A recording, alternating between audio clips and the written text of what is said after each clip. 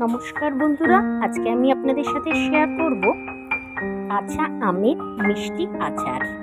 দেখুন, আমি 2 কেজির মতো আম নিয়ে এরকমভাবে সরু সরু করে কেটে নিয়েছি। দেখুন, তারপর এই আমের মধ্যে কিছুটা পরিমাণ লবণ ও কিছুটা পরিমাণ হলুদ মেখে সারাদিনের জন্য ছাদে রেখে দিয়েছিলাম। তারপর দেখুন, কড়াইতে সাদা জিরে, মৌরি, পাঁচফোড়ন এগুলো শুকনো করে ভেজে নিয়েছি। নিয়ে এটা ঠান্ডা করতে দিয়ে তারপর কড়াইতে পাঁচফোড়ন, তেজপাতা ও শুকনো লঙ্কা ফোড়ন দিয়ে ওই জল শুকিয়ে রাখা আমগুলোকে ভালোভাবে নাড়াচাড়া করে নিচ্ছি। এবার এর মধ্যে দেব সামান্য লবণ, যেহেতু আগে আমার লবণ দেওয়া আছে সেই পরিমাণ অনুযায়ী আপনারা আপনাদের স্বাদ মতো লবণ হলুদটা দেবেন। দিয়ে বেশ খানিকক্ষণ নাড়াচাড়া করার পর এর মধ্যে দিয়ে দেবো একটু লাল লঙ্কার গুঁড়ো, সামান্য একটু ঝালের জন্য। দিয়ে তারপর দেখুন, আমি অন্য একটা কড়াইতে 1 কেজি মতো গুড় জল দিয়ে বেশ খানিকক্ষণ ধরে ফুটিয়ে নিচ্ছি।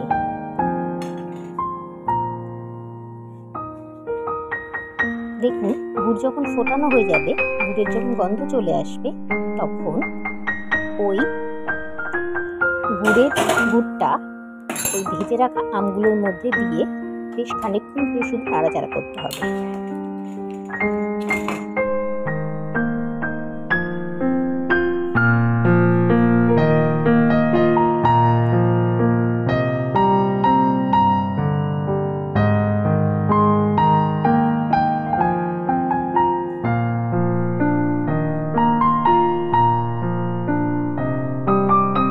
দেখুন, এরপর দিয়ে দেবো আমি পরিমাণ মতো ভিনিগার, যাতে আচারটা আমার নষ্ট না হয়।